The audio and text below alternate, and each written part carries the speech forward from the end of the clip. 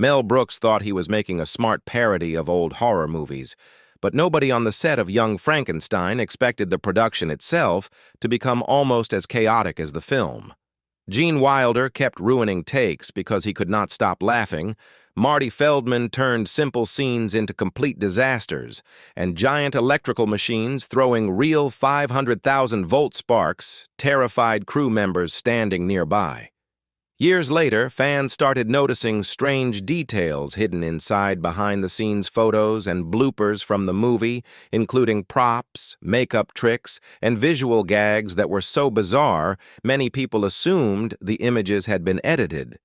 But almost everything people see in those photos was completely real, and the truth behind how Mel Brooks created those moments was even stranger than the comedy itself. By the time Mel Brooks and Gene Wilder started discussing Young Frankenstein, both men already understood that parody alone would not be enough. Brooks had made audiences laugh before, but this project demanded something more complicated. Wilder did not want a cheap spoof that simply mocked old horror films. He wanted the movie to feel as though it genuinely belonged beside the classic Universal monster films from the 1930s and 1940s. That idea first came together while Brooks was still finishing Blazing Saddles. According to Brooks, Wilder casually suggested a new Frankenstein story during a coffee break, imagining the grandson of Victor Frankenstein trying desperately to escape the embarrassment of his family legacy. Brooks initially rejected the idea because Hollywood had already made endless Frankenstein sequels, involving cousins, sons, and distant relatives. But Wilder's version felt different because the comedy came from shame rather than madness. Frederick Frankenstein did not want to become his grandfather. That emotional resistance became the center of the film. The writing process quickly turned obsessive.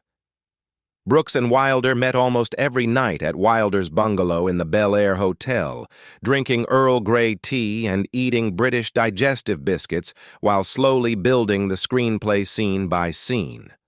Brooks later admitted the script became stranger and more reckless as they continued writing. Neither man wanted modern comedy rhythms.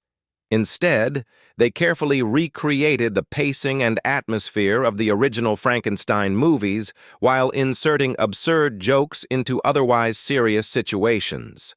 That balance became incredibly difficult because if the comedy became too broad, the illusion collapsed. One of the biggest arguments involved the now famous "Puttin' on the Ritz" sequence. Brooks thought the idea of the monster performing a musical number was ridiculous even by parody standards. Wilder refused to abandon it. He insisted the joke would only work if the audience believed Frederick Frankenstein genuinely thought this performance would prove his scientific success. Brooks eventually surrendered, though he later admitted he feared the sequence would completely destroy the gothic atmosphere they had spent months creating. The pressure surrounding the movie increased when Columbia Pictures resisted Brooks's demands to shoot entirely in black and white. Studio executives considered the idea financially dangerous because audiences associated black and white films with outdated television reruns.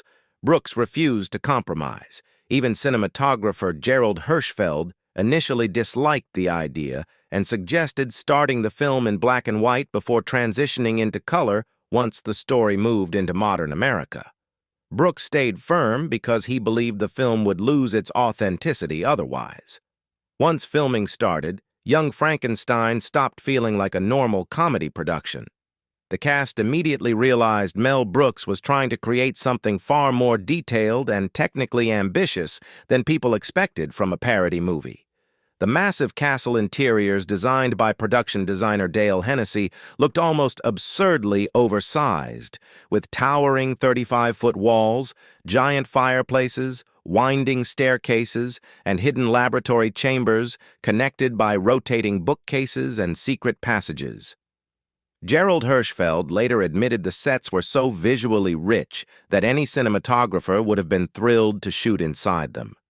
But those enormous environments also created practical problems because Brooks insisted on filming them with dramatic shadows and heavy contrast rather than flat comedy lighting.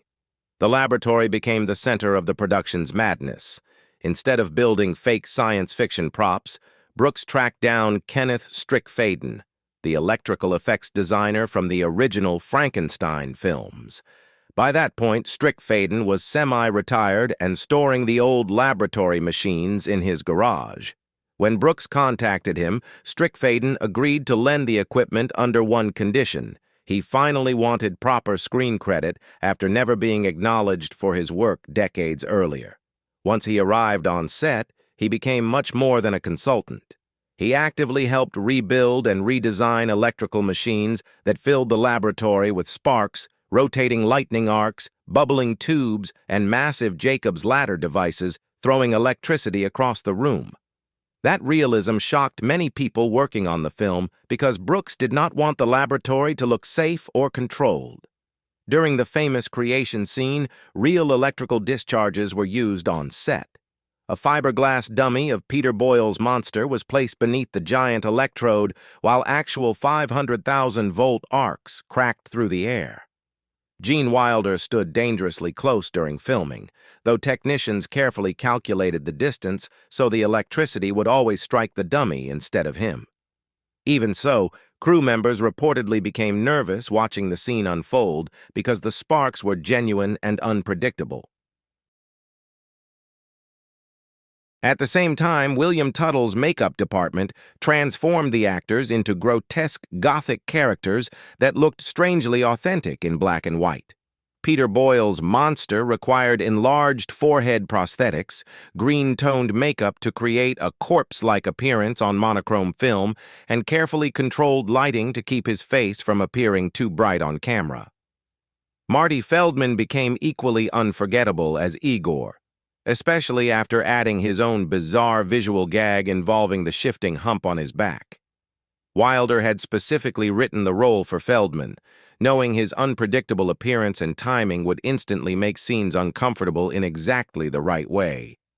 The biggest problem on the Young Frankenstein set was not the dangerous electrical equipment or the complicated lighting setups. It was Gene Wilder. According to Cloris Leachman, Wilder constantly ruined scenes because he could not control his laughter once filming started. Brooks wanted the performances to remain serious no matter how ridiculous the dialogue became, but Wilder repeatedly broke character during the movie's most absurd moments. Some scenes reportedly required more than 15 takes before the actors could get through the dialogue without collapsing into laughter. The problem became contagious because once Wilder lost control, everyone else started laughing too. One scene that became especially difficult involved Marty Feldman biting Madeline Kahn's mink scarf.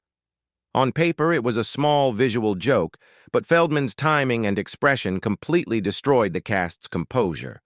Kahn struggled to maintain her elegant, self-important character, while Feldman silently attacked the scarf beside her.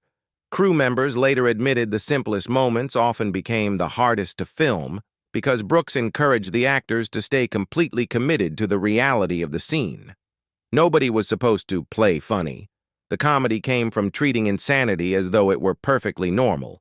Marty Feldman himself became one of the strangest and funniest parts of the production. His appearance already made him unforgettable, but he constantly added new ideas during filming. The most famous example was Igor's moving hump. During different scenes, the hump mysteriously changes sides on his back. When Wilder's character finally notices and asks about it, Feldman casually replies, "What hump?" Brooks loved the randomness of the gag because it perfectly matched the film's style. The joke had no explanation and no payoff beyond the awkward confusion it created. Behind the scenes, Brooks carefully protected the tone of the movie. Unlike many of his other productions, he deliberately stayed off-screen because Wilder believed Brooks's presence would make the comedy feel too self-aware. Brooks later admitted Wilder warned him that audiences associated him with breaking the fourth wall and winking directly at viewers. Wilder wanted young Frankenstein to feel more sincere than Brooks' earlier comedies. That decision changed the atmosphere on set because Brooks focused almost entirely on directing performances instead of stealing scenes himself. Even the camera crew struggled to stay professional. Gerald Hirschfeld later joked that camera operators were constantly warned not to shake the camera while laughing. The challenge became even harder because Hirschfeld was trying to shoot the film like a serious gothic horror movie while chaos unfolded around him. Every scene required careful lighting to preserve the dark, Universal-style atmosphere without hiding the actors' facial expressions and comedic reactions. As the movie moved deeper into production, the technical side of Young Frankenstein became almost unbelievably complicated for a comedy. Gerald Hirschfeld and the special effects department were not simply filming actors telling jokes inside spooky sets. They were creating an entire artificial world filled with lightning storms, hidden mechanisms, fake corpses, moving laboratory equipment, and practical effects that had to work perfectly under harsh black-and-white photography. Hirschfeld later admitted that nearly every department faced unusual problems because modern Hollywood productions no longer worked this way. Even film laboratories had trouble processing the footage because black and white motion picture stock had barely been used in years.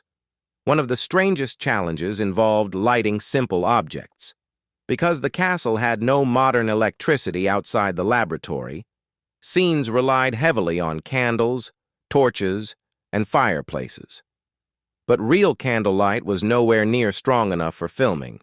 To solve the problem, the crew built fake trick candles using aluminum tubes with hidden projection bulbs inside them. Actors carried these modified candles while electrical wires secretly ran down their sleeves and pants to dimmer controls operated off camera. The system worked, but only if performers carefully avoided revealing the hidden openings where the light escaped. According to Hirschfeld, actors essentially had to perform technical choreography while acting. The atmosphere of the castle also required enormous amounts of practical fog and rain. Henry Miller Jr. and the special effects crew used more than a ton of dry ice to create low-hanging fog drifting through courtyards and corridors. Massive rain effects soaked exterior sets while flashing studio lightning repeatedly illuminated the dark stone walls. Hirschfeld intentionally allowed the lightning to overexpose parts of the film negative because he believed the exaggerated visual style enhanced the satire.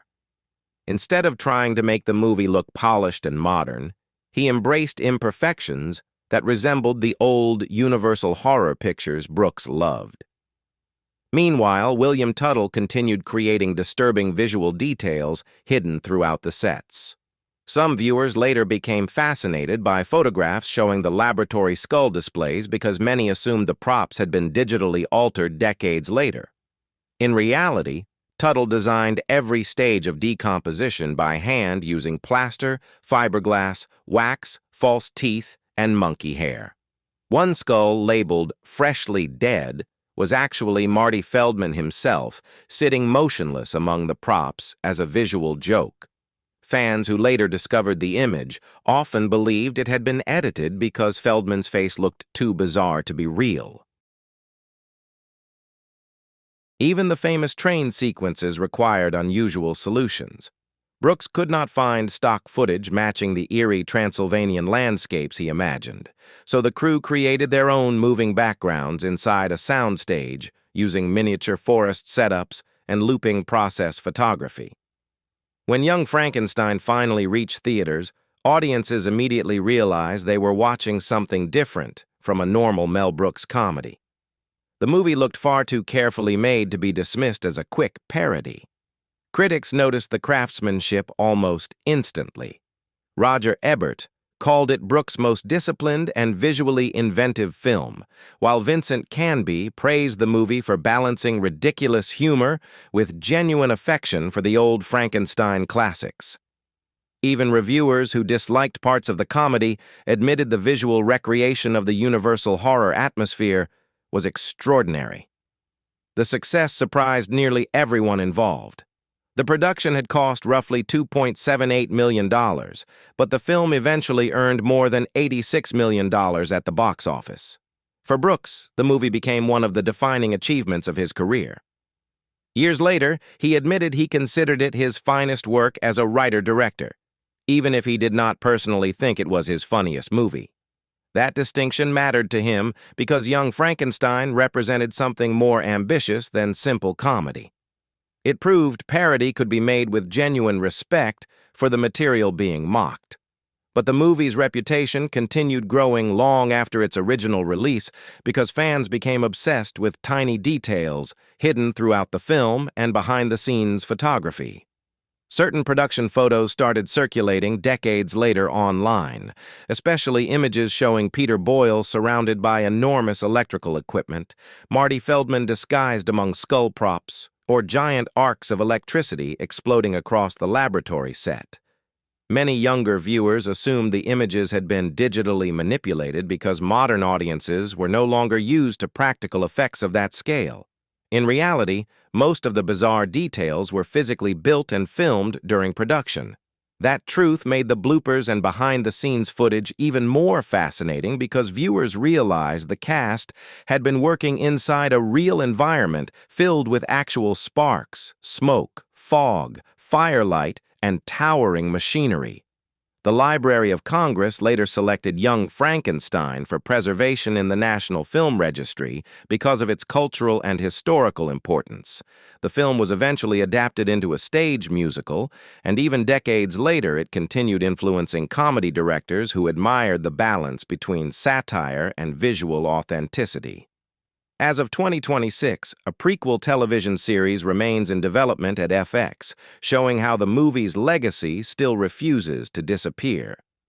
What is your favorite scene from Young Frankenstein? And did you ever notice any strange hidden details before learning the behind-the-scenes story? Let us know in the comments below. And if you enjoyed this video, don't forget to like, subscribe, and turn on notifications for more classic Hollywood stories and movie secrets.